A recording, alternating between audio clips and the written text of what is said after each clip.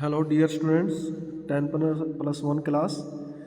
बेटा we are going to start the chapter Silk Road.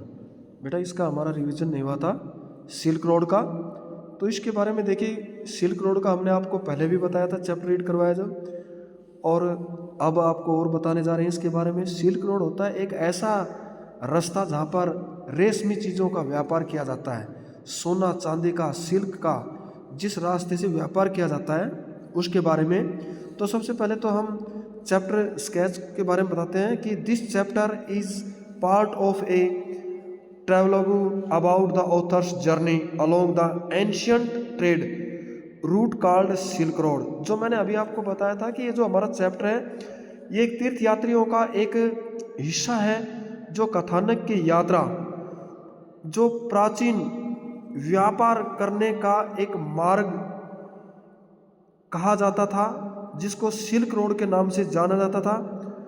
और यही कारण है कि सिल्क रोड जो अपना विचित्र सारांश, वर्णन, चुनौतियों, बड़े कठोरता से कथानक सामना करता है। जबकि जो यात्रा करने वाले होते हैं वो माउंट कैलाश पर भी तीर्थयात्री यहाँ पर आते हैं। तो जो चरित्र के बारे में है यहाँ पर कथानक, एक ज्योग्राफी का प्रोफेसर है ये ऑक्सफोर्ड यूनिवर्सिटी का, जो निकी मिडल्टन है। ये एक ज्योग्राफी का एक प्रोफेसर है ऑक्सफोर्ड यूनिवर्सिटी से, और ये वातावरण के बारे में हमेशा कंसल्टेंट करते हैं। और सेतन इसके अंदर एक नाम है जो कार का मालिक होता है, किराए पर लेने वाला। और कथानक के द्वारा यात्रा जो की जाती है वह कार किराए पर लेने वाला एक मालिक होता है, और साथ ही साथ एक टूरिस्ट गाइड भी होता है वो, यानी he is the owner of the car hired by the author for the journey, यानी यात्रा के लिए कथानक के द्वारा किराए पर ली गई एक कार का मालिक भी है वो, और साथ साथ एक टूरिस्ट गाइड भी है चेतन जो है यहाँ पर। दूसरा डैनियल है यहाँ पर, वह एक लहासा का इंटरप्रीटर है, देखने वाला, जिन्होंने कथानक के साथ समय समय पर बहुत से जगह पर यात्रा की है। और दूसरा इसमें नोरबू है। नोरबू क्या है? वह he is a Tibetan working at an academy in Beijing who wants to carry out the pilgrimage to Mount Kailash. तो कहता है कि जो नोरबू है वह एक तिब्बतियन है जो एक एकेडमी में काम करने वाला है बीजिंग के अंदर, और जो तीर्थयात्रियों को माउंट कैलाश तक उन्हें ले जाना चाहता है। तो इस प्रकार से इस चैप्टर की जो समरी ऑफ द चैप्टर है हमारा इसमें, तो इसमें देखिए क्या बताता है ये।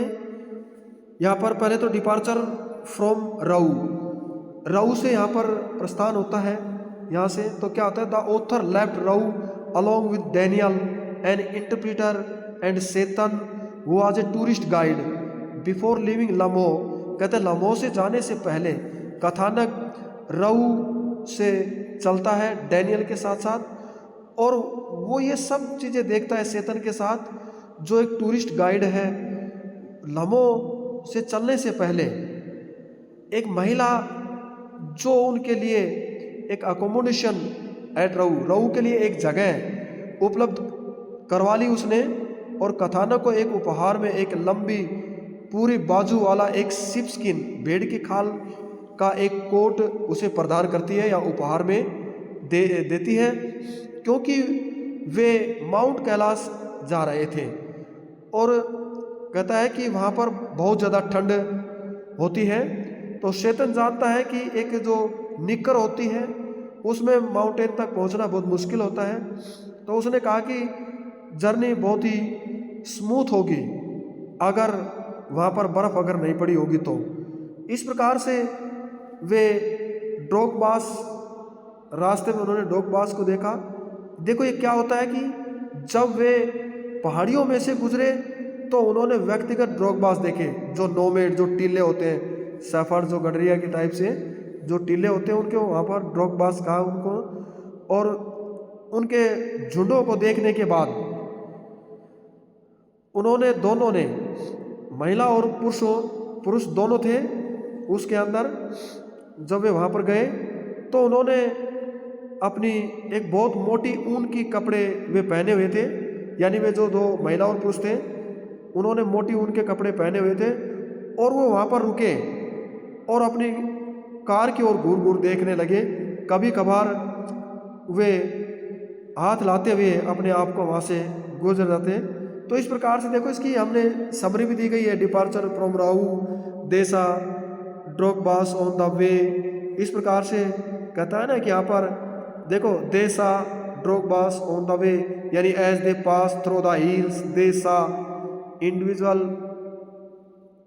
ड्रॉगबास नॉर्मन shepherd looking after their flocks, there were both man and women, they were wearing thick woollen clothes, they would stop and stare at their car. कहते हैं वो वहाँ पर रुके और उनकी कारों की तरफ देखने लगे घूर घूर करके ना, sometimes waving to them as they passed. तो इस प्रकार से एनकाउंटर विद तिब्बतन मस्टिफ्स, ये तिब्बतन मस्टिफ्स क्या होते हैं, वहाँ के तिब्बत वाले जो कुत्ते होते हैं उनको कहते हैं। तो कहता है कि जब वे उन नोमेड्स के टेंटों के पास से जब गुजरे तो उन्होंने कुछ तिब्बतन कुत्ते देखे, जो कुत्ते शेफर्ड्स के द्वारा प्रयोग किए जाते थे, वहाँ पर गडरिये जो थे उनके द्वारा प्रयोग किए जाते थे। कभी कभार एक कार वहाँ पर बिल्कुल उनके नज़दीक आकर उनके टेंटों के पास आकर के रुक जाती थी, तो वे बहुत क्रोधित रूप से भौंकने लगते थे और निडर होकर के भौंकते थे। तो और उनकी कारों का वे पीछा करते थे बहुत लंबी दूरी तक और फिर वे वापस आ जाते थे। तो आरंभिक दिनों में तिब्बतन मस्टिफ जो थे वो बहुत प्रसिद्ध हो गए थे। चाइना जो चाइना के एम्पीरियल कोर्ट्स हैं उनके अंदर, और शिकारी कुत्तों के रूप में वो बहुत ज़्यादा प्रसिद्ध हो गए थे वहाँ पर। इस प्रकार से जो वे सिल्क रोड के साथ साथ उन्हें लाया जाता था उन्हें, और एक टैक्स पेमेंट के रूप में तिब्बत से। तो इस प्रकार से कहता है कि एनकाउंटर विद तिब्बतन मस्टिफ्स क्या कहता है, as they pass the nomads tents. कहता है जब वे उन नोमेड्स के टेंटों के लगाए हुए टिलों के ऊपर जो टेंट थे तंबू थे उनके पास से गुजरते, तो देसा सम तिब्बतन मस्टिफ्स, तो उन्होंने कुछ तिब्बतन के या तिब्बत के कुछ कुत्ते देखे, which were dogs used by the shepherds, जो गडरियों के द्वारा प्रयोग किए जाते थे। Whenever a car came close to their tents, जब कभी उनकी कार उनके टेंटों के पास आकर के रुकती थी तो they would bark furiously and furiously बहुत क्रोधित होकर के, क्रोध से, और फियरलेसली निडरता से। कहता है कि वे निडरता से और क्रोधित होकर के भौंकते थे उन पर। They would chase the car for some distance, कुछ दूरी तक वह उनका पीछा करते थे, एंड देन गो बैक, और फिर वापस चले जाते थे। आरंभ के दिनों में Tibetan mastiffs became popular in China's imperial courts. कहता है कि शुरू में तो कहता है कि तिब्बतन जो कुत्ते थे वो प्रसिद्ध हो गए थे चाइना जो साम्राज्य के अंदर, और शिकारी कुत्तों के रूप में भी। तो उन्हें सिल्क रोड के साथ साथ लाया जाता था एक टैक्स के चुकाने के रूप में तिब्बत से। अब आइस ब्लॉक्स द रोड, अब जो बर्फ़ होती है वो सड़क मार्ग को बाधित कर देती है, यानी रोक देती है। कैसे, जो घुमाव था वो बहुत ही तीखा बन गया था और बहुत ज़्यादा मुश्किल हो गया था जब वे वहाँ पर उसमें चढ़े उस पर। तो कथानक ने एक बहुत ही बड़ा एक हेडक लेनी शुरू कर दी, और अचानक ये बर्फ़ का गिरना शुरू हो गया और शीघ्र ये रास्ता जो रूट था वो बंद हो गया। डैनियल और लेखक कार्ली इस वज़न को, जो शार्प जो बैंड था, जो तीखा मोड़ था, उस पर अपने वज़न को कम करने के लिए, और जो अल्टीमीटर था, वाच थी, जो घड़ी थी, जो लेखक की कलाई के बंधी हुई थी, वो ये सूचित करती थी कि वे 5210 की ऊंचाई पर पहुंच गए हैं समुद्र लेवल से। और जो बर्फ़ है, जो बर्फ़ की जो जो परत है बर्फ़ की, वो बहुत खतरनाक थी। जब कार सड़क पर से फिसल भी सकती थी उनकी। तो इस प्रकार से कहता है कि ये क्या कहता है, देखो यहाँ पर ये कहता है कि the turn became sharper and more difficult as they climb. कहता है कि जो मोड़ थे, जो घुमावदार मोड़ थे, वो बहुत ज़्यादा मुश्किल और तीखे बन गए थे जब वे चढ़े ऊपर माउंट कैलाश पर। तो द लेखक ने the author started getting a sewer headache, कहता है कि कथानक ने एक बहुत बड़ी सिरदर्दी लेना शुरू कर दिया था। सडनली स्नो स्टार्टेड फॉलिंग, और कहता है बहुत जल्दी बर्फ पड़नी शुरू हो गई। And soon block the routes, और जो मार्ग था वो बर्फ से शीघ्र ही बंद होना शुरू हो गया या बंद हो गया। अब Daniel and the authors got out of the car. अब कहता है कि डैनियल और ऑथर जब कार से नीचे उतरे अपना वजन कम करने के लिए बहुत ही तीखे मोड़ पर, तो कहता है जब उनकी अल्टीमेट जो घड़ी जो उनकी थी, जो समय बताने वाली थी कथानक की, जो उसके हाथ के बनी हुई थी, उनको यह संकेत देती थी कि they were at the height of 5210, कि वे 5210 की ऊंचाई पर हैं समुद्र तल से। और जो बर्फ है, कहता है कि द आईसी टॉप लेयर, उच्च परत, बर्फ की उच्च परत है, वो बहुत ही खतरनाक थी। जब कार उनकी सड़क से स्लिप ऑफ हो सकती थी, यानी वह वहाँ से स्लिप कर सकती थी और वो गिर भी सकते थे।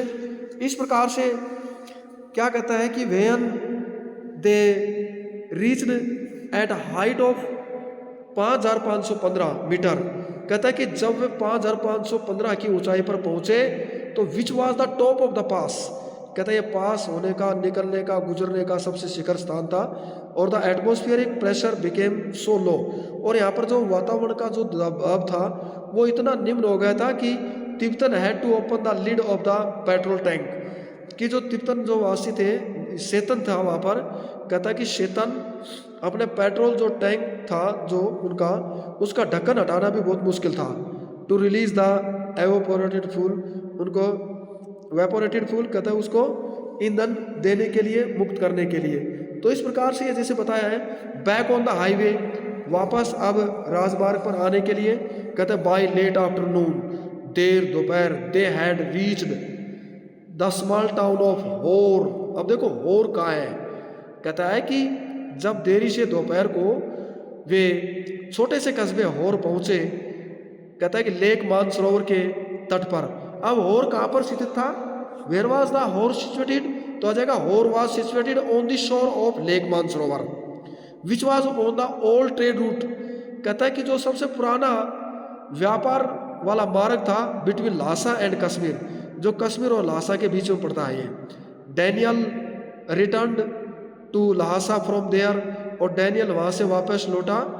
शेतन got the flat tyre of the car repaired there, Tsetan ने वहाँ पर एक समतल जो टायर था कार का, उसको मरम्मत करता हुआ पाया गया। Hor was a grim miserable place, एक बहुत ही तुच्छ और एक दयनीय स्थान था, यहाँ पर एक बहुत ही पीड़ादायक दयनीय स्थान था। देयर वाज नो वेजिटेशन व्हाट्सओवर, इससे ज़्यादा वहाँ पर कोई सब्जी वगैरह भी नहीं थी। जस्ट डस्ट एंड रॉक्स, कहता है ठीक वहाँ पर धूल और चट्टानों की सिवा वहाँ पर कुछ नहीं था। देयर वाज अकोमोलेटेड रूबिश एवरीवेयर, कहता वहाँ पर चारों तरफ कूड़ा करकट, मिट्टी, धूल वगैरह थी।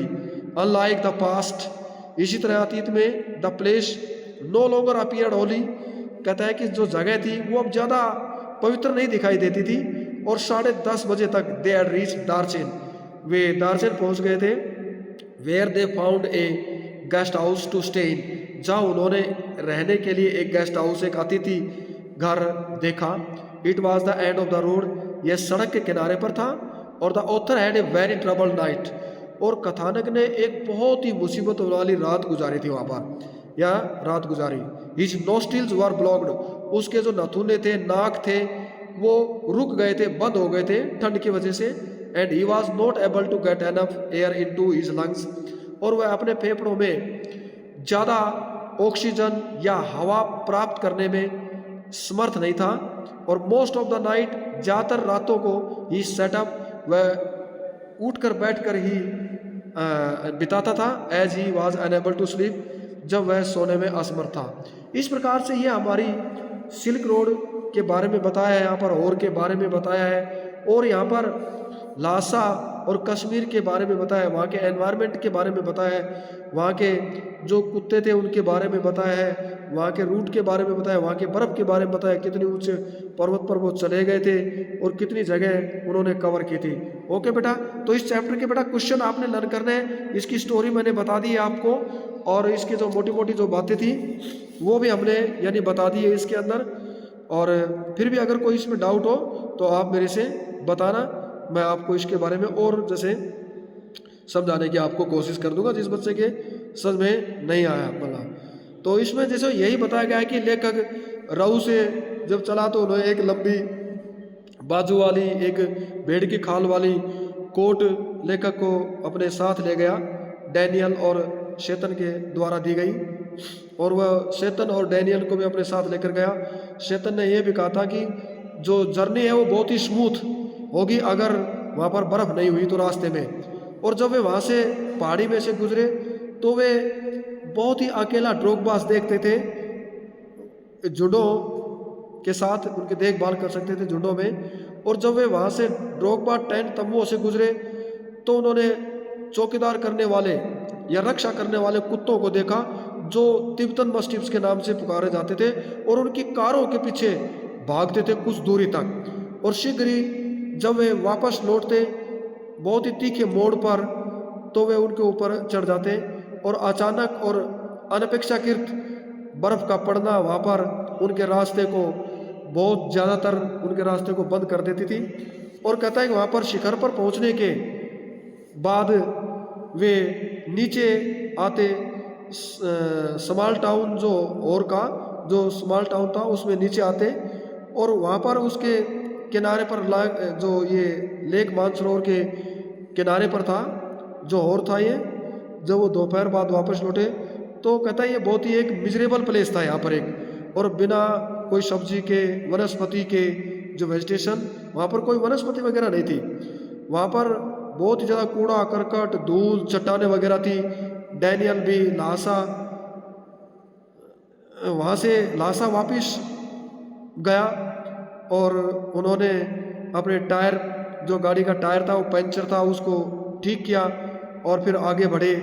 तो वे दारचेन 10:30 बजे पहुँचे और उन्होंने एक गेस्ट हाउस देखा वहाँ पर रुकने के लिए वहाँ पर। तो लेखक को एक बहुत बड़ी समस्या हुई रात को, क्योंकि ठंड की वजह से उन्हें बहुत ज़्यादा परेशानी हुई।